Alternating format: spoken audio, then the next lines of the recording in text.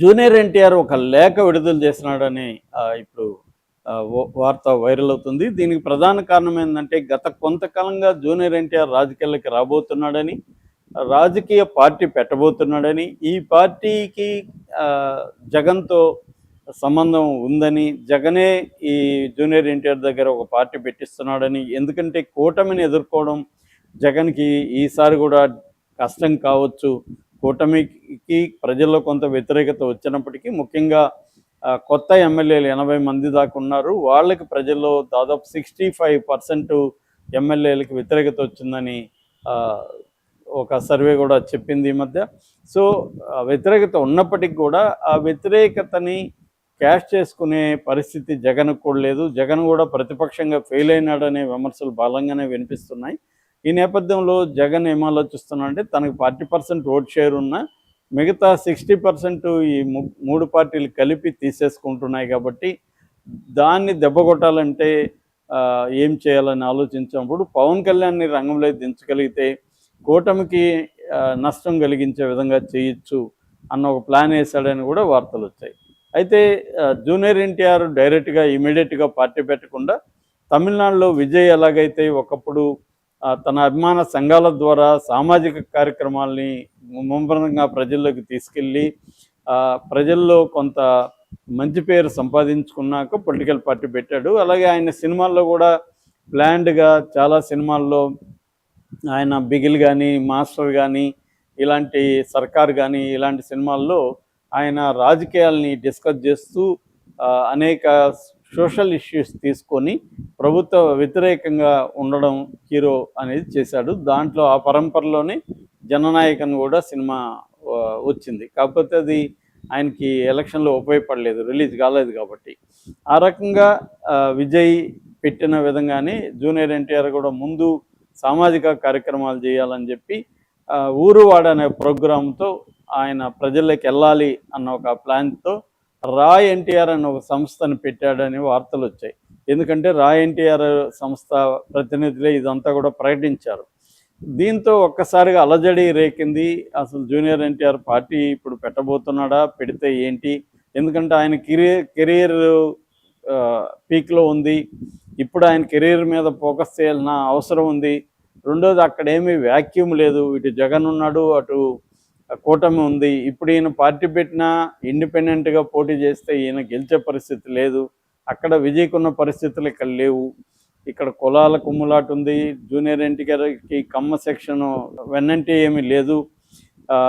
ఆయన చాలామంది కమ్మ సెక్షన్లో కూడా వ్యతిరేకిస్తున్నారు. కమ్మ సామాజిక వర్గం మొత్తంగా కూడా చంద్రబాబు లోకేష్ల వెంటే ఉంది. సో అభిమానులు ఉండొచ్చు, కానీ అది అభిమానం అనేది రాజకీయాల్లో ఓటుగా కన్వర్ట్ అవ్వడం అంత ఈజీ కాదు.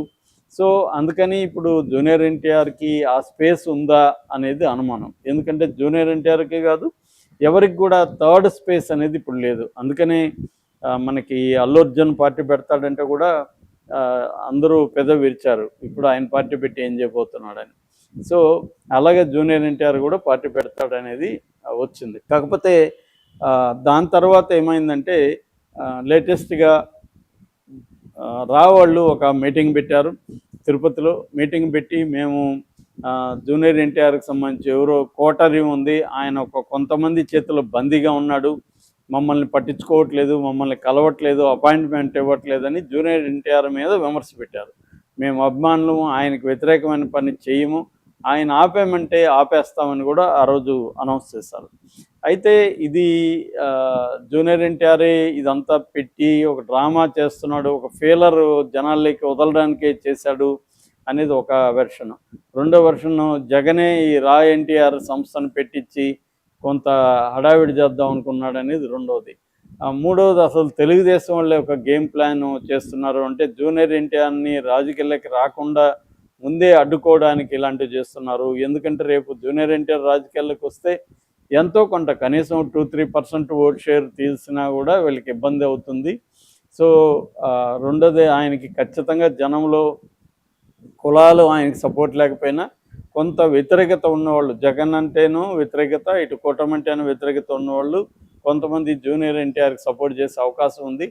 అలాంటిది జరిగినప్పుడు, ఎందుకంటే ఆయన బాగా మాట్లాడగలరు, పవన్ కళ్యాణ్ లాగా ఎమోషనల్గా అర్థం కాకుండా మాట్లాడకుండా ఈయన స్పష్టంగా తను ఏమనుకుంటున్నాడు, ఏం చేయబోతున్నాడు, విధి విధానాలు ఏంటి, చాలా మెచ్యూరిటీతో మాట్లాడగలిగిన వ్యక్తి జూనియర్ ఎన్టీఆర్. ఎందుకంటే ఆయనకి చాలా క్లారిటీ ఉంటుంది. 2009లోనే ఆయన ఉపన్యాసాలు చాలా పెద్ద హిట్ అయినాయి అప్పట్లో ఎలక్షన్ క్యాంపెయిన్లో. అందుకని జూనియర్ ఎన్టీఆర్ రెండోది అతను బాగా స్టడీ చేసి వస్తాడు, సబ్జెక్ట్ ఉంది మనిషిలో.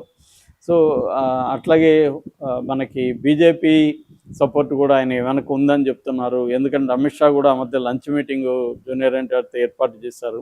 అందుకని జూనియర్ ఎన్టీఆర్ పార్టీ పెట్టడం అనేది తెలుగుదేశానికి ఇబ్బందిగా మారే అవకాశం కనిపిస్తుంది. సో అందుకనే తెలుగుదేశం వాళ్ళే ఎన్టీఆర్ని ఫ్లోట్ చేసి కొంత కన్ఫ్యూజన్, గందరగోళం క్రియేట్ చేయాలని ట్రై చేశారని కూడా ఒక వార్త ఉంది. అయితే ఇప్పుడు లేటెస్ట్గా పరిణామాలు జరిగాయి. అదేంటంటే జూనియర్ ఎన్టీఆర్ తరఫున ఒక లేఖ విడుదలైంది. ఆ లేఖలో మేము ఎటువంటి ప్రోగ్రాములు చేయట్లేదు, ఎన్టీఆర్ సంస్థకు మాకు సంబంధం లేదు, ఎవరు కూడా జూనియర్ ఎన్టీఆర్కి సంబంధం లేకుండా అభిమానులు కూడా ఇలాంటి పనులు చేయకండి, ఆయన ఇప్పుడు పార్టీ పెట్టబోవడం లేదు అని క్లియర్గా వాళ్ళు తేల్చి చెప్పేస్తారు. అంటే అర్థం జూనియర్ ఎన్టీఆర్కి రాజకీయాల్లో రావాలని ఉన్నా కూడా టైమింగ్ కరెక్ట్ కాదు కాబట్టి ఇప్పటికిప్పుడు ఆయన రాజకీయాల్లోకి వచ్చే పరిస్థితి లేదు.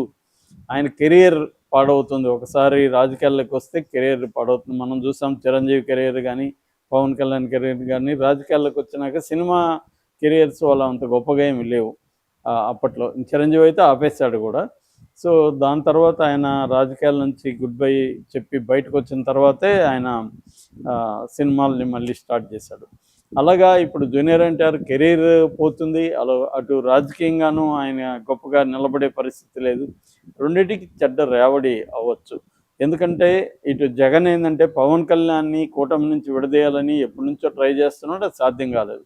ఇప్పుడు కాపు సామాజిక వర్గాన్ని పవన్ కళ్యాణ్ నుంచి విడదీయాలనే ప్లాన్లో జగన్ ఉన్నాడు. దానికి సంబంధించి అనేక కార్యక్రమాలు జరుగుతున్నాయి. దాన్ని గ్రహించిన పవన్ కూడా కౌంటర్ స్ట్రాటజీలు వేయడం మొదలుపెట్టాడు.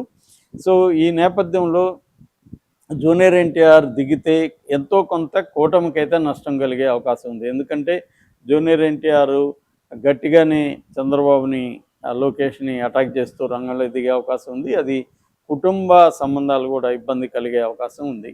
కాబట్టి ఇప్పుడు జూనియర్ ఎన్టీఆర్ అయితే అందుకనే రాజకీయాల్లోకి రాదలుచుకోలేదు. దాంతోపాటు మనకి లేటెస్ట్గా బాలయ్య బాబుకి ఒక యాక్సిడెంట్ జరిగినప్పుడు కూడా జూనియర్ ఎన్టీఆర్ ఇమీడియట్గా ప్రకటించాడు. ఈ మధ్యకాలంలో బాలయ్యకి జూనియర్ ఎన్టీఆర్కి కూడా సంబంధాలు బాగాలేవు. ఓపెన్గానే బాలయ్య జూనియర్ ఎన్టీఆర్కి సంబంధించి చాలా నెగిటివ్ కామెంట్స్ చేయడం, బ్యానర్లు తీసేయమని ఆయన మాట్లాడుతున్న వీడియో బయటికి రావడం ఇవన్నీ చూసాము. కానీ జూనియర్ ఎన్టీఆర్ ఒక ఫ్యామిలీ మ్యాన్గా రియాక్ట్ అయ్యి బాలయ్యకి త్వరగా కోలుకోవాలని విషయం చెప్పడం మనం చూసాము. అట్లాగే కళ్యాణ్ రామ్ కూడా. సో ఈ కాంటెక్స్లో ఇప్పుడు ఆయన లేఖ విడుదల చేసిన తర్వాత ఎన్టీఆర్ సంస్థ ఇందాక ఒక ఇది చేసింది, ఒక ప్రకటన. అంటే మేము we're shutting down our activities indefinitely అని వాళ్ళు పోస్ట్ పెట్టారు. అంటే ఎన్టీఆర్ అనే సంస్థ ప్రస్తుతానికి క్లోజ్ అయిపోయినట్టుగానే మనం భావించవచ్చు. ఆ రకంగా జూనియర్ ఎన్టీఆర్ చుట్టూ జరిగిన వివాదం ఏదైతే ఉందో ఇది ఒక రకంగా టీ కప్పులో తుఫానుగా మిగిలిపోయినట్టుగా మనకి అర్థమవుతుంది.